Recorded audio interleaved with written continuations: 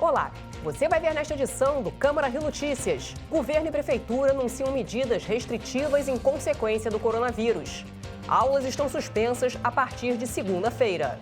Tomamos a decisão, juntamente com o secretário Pedro Fernandes e o secretário Léo Rodrigues, para a suspensão das aulas, antecipando o recesso, que são as férias escolares.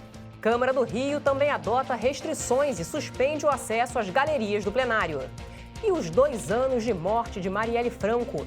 Casa que leva o nome da vereadora assassinada promove uma série de atividades.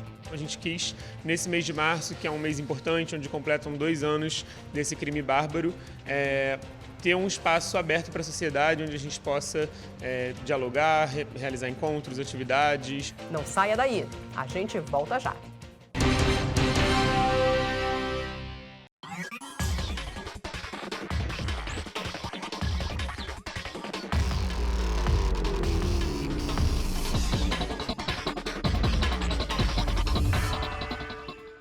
Os temas mais importantes estão no Rio TV Debate. Vereadores e especialistas participam de nossa mesa de discussão.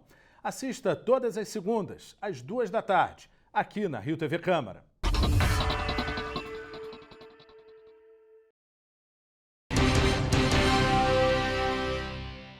A gente abre esta edição do Câmara Rio Notícias falando das medidas restritivas anunciadas pelos governos estadual e municipal em relação ao coronavírus. O governador Wilson Witzel criou um gabinete de crise para ações de combate à doença. Durante um pronunciamento, ele detalhou o decreto publicado sobre o assunto.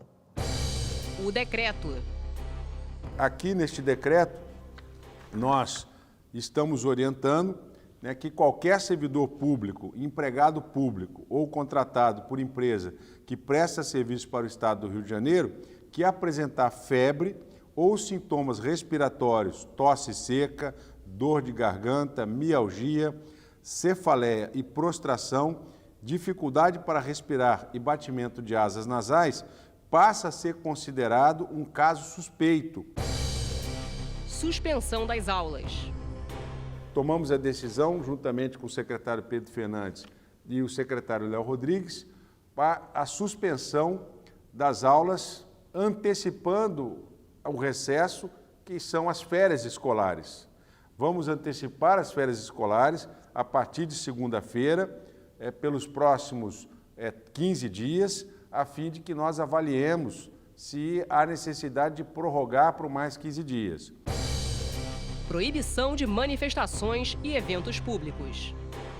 Eventos e atividades serão suspensos, ainda que previamente autorizados, que envolvam aglomeração de pessoas, tais como eventos esportivos, shows, feiras, eventos científicos, comícios, passeatas, em local aberto ou em local fechado.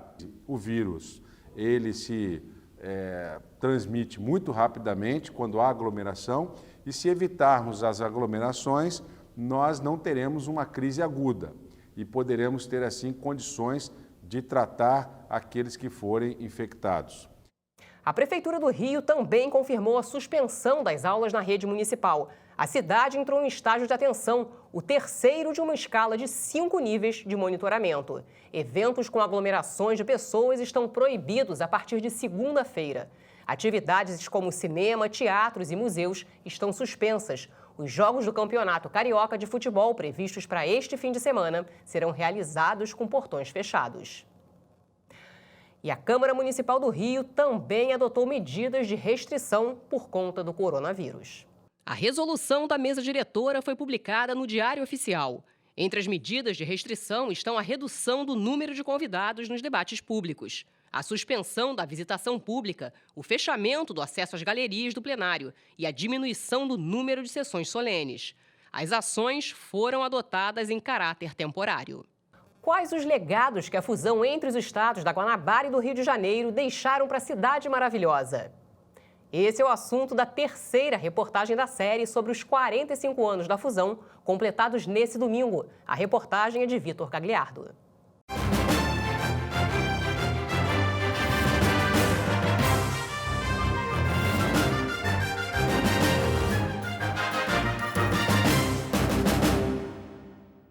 4 de março de 1974.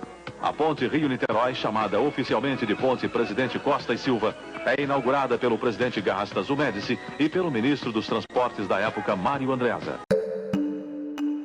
Pouco depois da inauguração da Ponte Rio-Niterói, a população do estado da Guanabara se depara com uma decisão do então presidente, o general Ernesto Geisel. Ele assinou a lei complementar que dispunha sobre a criação de estados e territórios. Tudo aquilo que iremos fazer para assegurar o desenvolvimento econômico do país, o faremos com determinação e equilíbrio. De acordo com a legislação, os estados do Rio de Janeiro e da Guanabara passarão a constituir um único estado, sob a denominação de Estado do Rio de Janeiro, a partir de 15 de março de 75. A cidade do Rio de Janeiro será a capital do estado. Geisel assumiu a presidência no dia 15 de março de 74. Ele afirmou para a imprensa da época que a fusão já estava em seus planos. A fusão já estava nas minhas cogitações antes de assumir a presidência da República. Já era um assunto que se analisava e, desde então, foi acertado.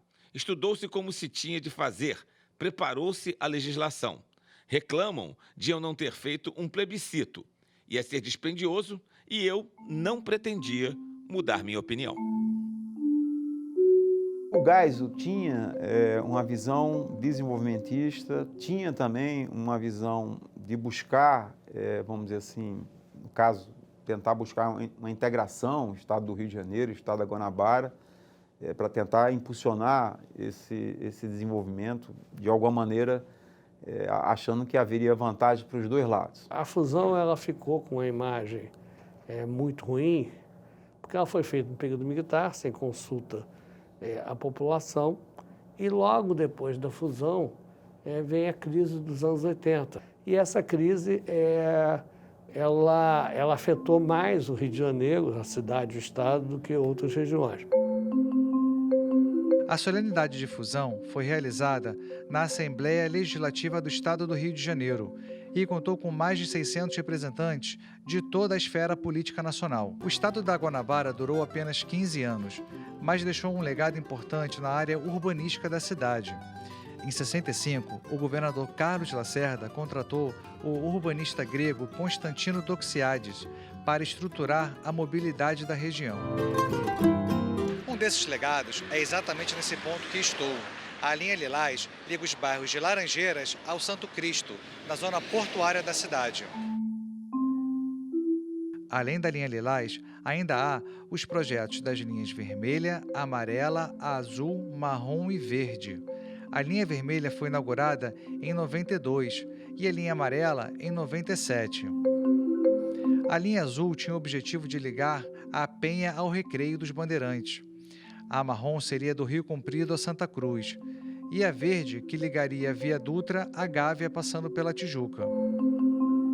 A visão hegemônica hoje é que essa coisa de continuar expandindo a cidade é um erro. Ter feito as Olimpíadas onde foi feito foi um erro, porque tudo isso estimula o quê? Uma expansão da cidade. Quando você expande a cidade, você amplia a distância emprego-moradia, você aumenta o custo de manutenção da cidade. Em 2004, o político Alfredo Serquis lançou pela internet um movimento para a recriação do Estado da Guanabara. Ele sugeria a realização de um referendo, mas a ideia não foi aceita pelo então prefeito César Maia. Hoje, a gente percebe claramente que existe uma questão concreta. A própria cidade do Rio de Janeiro, hoje, você não pode falar mais dela especificamente, você fala da região metropolitana do Rio de Janeiro. Se hoje fosse feito um plebiscito para tentar, vamos dizer assim, fazer a difusão, teria que ouvir todo mundo. E aí, vamos dizer assim, essa é uma questão que provavelmente, não sei se a maior parte, nem aqui da cidade do Rio de Janeiro, iria topar essa difusão. 45 anos após a fusão decretada por Geisel, ainda há quem sinta saudades da Guanabara, ou melhor, de um Rio de Janeiro que caminhe para o desenvolvimento.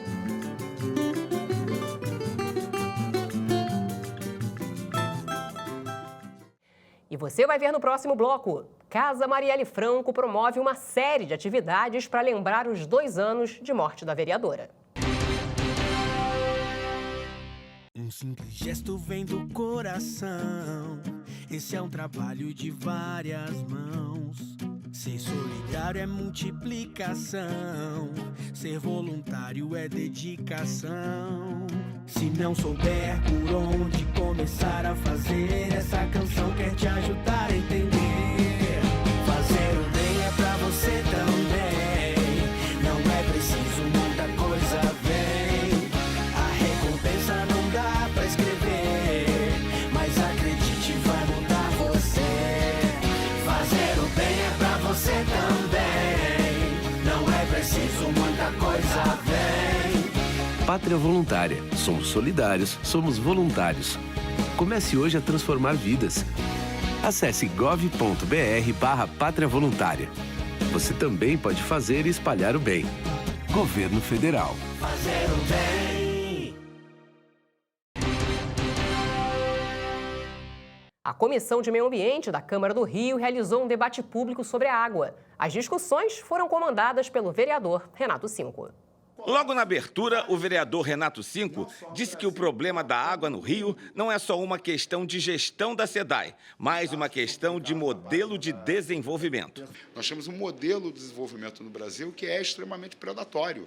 Não é só aqui na bacia do Paraíba do Sul que a gente vê a destruição sistemática do meio ambiente. Então, a gente precisa debater aqui no Brasil se a gente vai seguir nesse modelo, de nós destruirmos o nosso meio ambiente para sermos um grande exportador de commodities, ou se a gente vai botar o pé no freio e reorganizar o Brasil. João Luiz Teles, coordenador de Engenharia Sanitária da Vigilância Municipal, disse que o órgão tem entre 200 e 300 pontos de coleta na cidade do Rio. Os resultados da análise mostram grande quantidade de cloro e turbidez da água. Mas a geosmina, que se transformou no grande debate do verão carioca, não pode ser detectada pelos exames feitos pela Prefeitura. Na realidade, nós já temos desde a década de 90 o Vigiágua, que é um sistema de vigilância do controle da qualidade da água que é distribuída pela SEDAI ao município do Rio de Janeiro.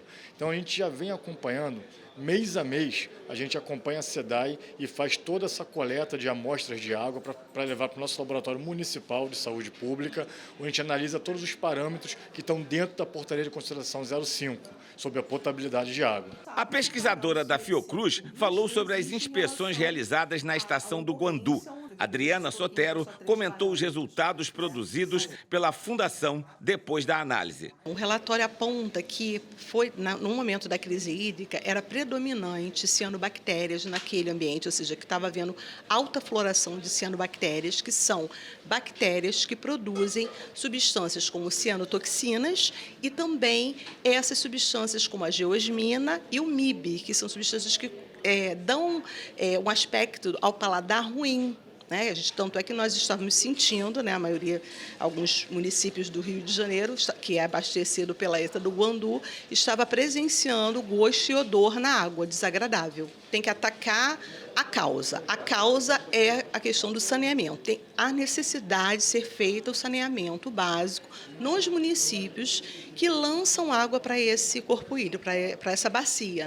Para o vereador Renato Cinco, a questão da água no estado é um problema de difícil solução e não passa apenas pelo monitoramento do tratamento na estação do Guandu. Ele aponta 3 possíveis caminhos para uma solução.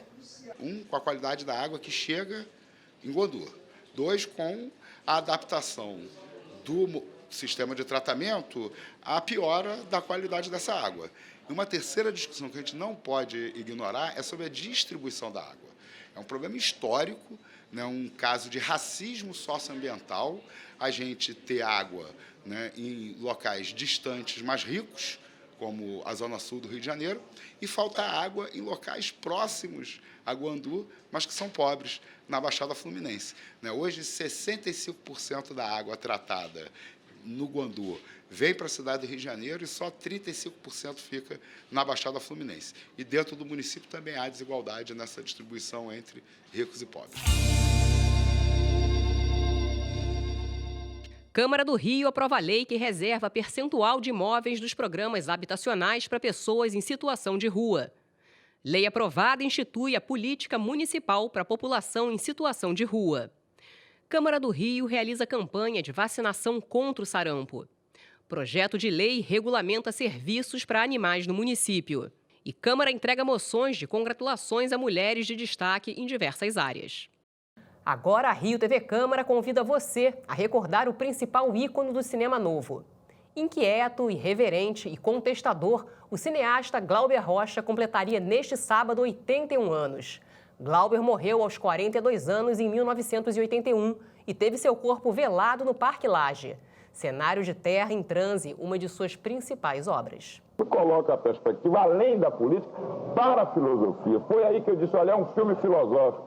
E eles acham que o cineasta não pode ser filósofo. Que a desgraça ia queimar o mundo inteiro, mas querer podia salvar quem seguisse os passos dele.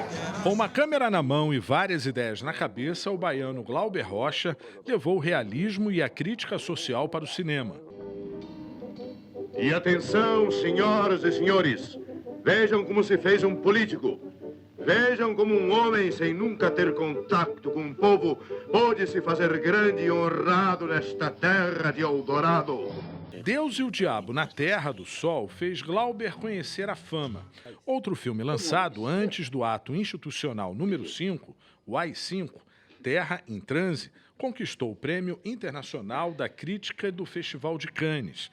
Mesmo assim, o longa foi censurado durante a ditadura militar, por criticar o governo.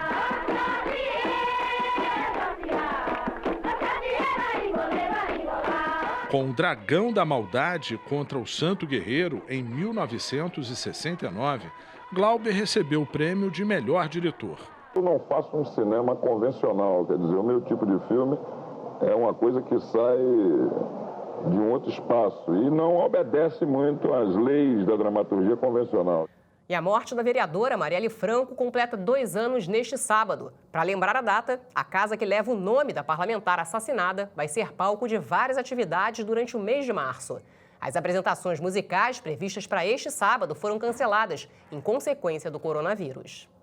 Durante todo o mês de março, a trajetória e o legado de Marielle Franco poderão ser observados através de itens do acervo pessoal e político da vereadora brutalmente assassinada em 2018. A presidente da Comissão da Mulher na Câmara Municipal do Rio de Janeiro, integrante da comissão que investigava abusos das Forças Armadas e da Polícia durante a intervenção federal no Estado, socióloga e ativista de direitos humanos, foi morta junto com o motorista Anderson Gomes quando retornava para casa depois de um dia de trabalho.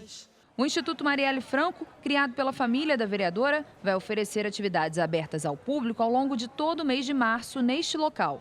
A exposição de fotos pode ser vista de terça a sexta, de meio-dia às 6 da tarde. Além disso, estão previstas rodas de conversa, oficinas e apresentações de artistas que compartilham da luta da vereadora em nome das representatividades feminina, negra, pobre e LGBTQ+.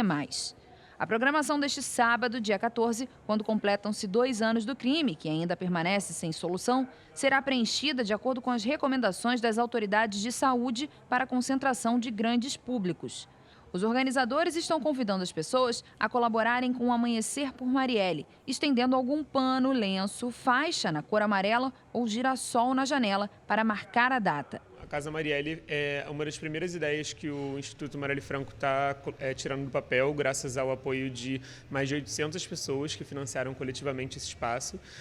Mas ainda a gente não tem recursos para manter o espaço de forma permanente, então a gente quis, nesse mês de março, que é um mês importante, onde completam 2 anos desse crime bárbaro, ter um espaço aberto para a sociedade, onde a gente possa dialogar, realizar encontros, atividades, rodas de conversa, para que a gente possa apresentar um instituto para a sociedade e, junto com a sociedade, pensar também sobre os próximos passos, planos, ideias que a gente possa fazer e também apresentar uma exposição da família, do acervo da família da Mari, que conta um pouco da história dela, conta um pouco das muitas Marielles que a gente conheceu, que a gente viveu de perto. O museu só foi possível graças a uma campanha de financiamento coletivo. A intenção é preservar a memória, multiplicar os desdobramentos políticos e buscar justiça para o caso. Os 2 suspeitos de atirar contra Marielle e Anderson, que estão presos, um ex-policial militar e um PM reformado, vão a júri popular. Nada aqui é por acaso. O imóvel onde foi instalada a Casa Marielle fica no Largo de São Francisco da Prainha, região conhecida como Pequena África, epicentro da cultura negra no Rio de Janeiro. Considerado o lar histórico da comunidade afro-brasileira, no local se destaca esta estátua em homenagem a Mercedes Batista, precursora da dança afro no Brasil e primeira bailarina negra do Teatro Municipal.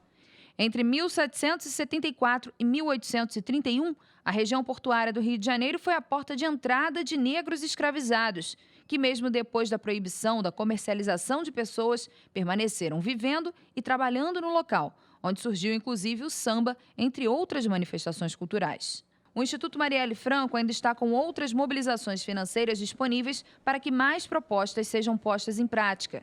Na próxima fase, terá início o projeto da Escola Marielles, voltado a fortalecer jovens negras, LGBTs e periféricas de todo o Brasil. Outra meta pretende impedir a propagação de notícias falsas, além de criar um centro de memória e ancestralidade para reunir o acervo físico e digital da socióloga. A gente tem algumas ideias, alguns sonhos para fazer caso a gente consiga alcançar essas metas do financiamento coletivo. Uma delas é realizar a Escola Marielles, que é a ideia de uma escola de formação política feita por e para mulheres negras, jovens, LGBTs periféricas, que queiram ocupar qualquer espaço na sociedade. A gente tem a ideia de fazer um centro permanente de memória e ancestralidade para conseguir registrar essa memória da Mari, esse acervo digital, esse acervo físico, conseguir fazer um trabalho de registro também de todas as mulheres negras que vieram antes da Mari, que eram inspiração para ela também, entendendo que essa ancestralidade fazia parte dessa trajetória dela, e fazer, por último, uma plataforma que organize o legado dela, então organize todos os seus projetos de lei, que organize seus discursos e a gente consiga poder registrar esse lado da Marielle vereadora para qualquer pessoa que queira fazer pesquisas, que queira entender um pouco mais que trabalho foi esse que ela realizou na Câmara de Vereadores do Rio de Janeiro. E o Câmara Rio Notícias fica por aqui. Acompanhe nossa programação também nas redes sociais. A Rio TV Câmara está no YouTube, no Facebook, no Instagram e também no Twitter. Obrigada pela companhia. Até a próxima.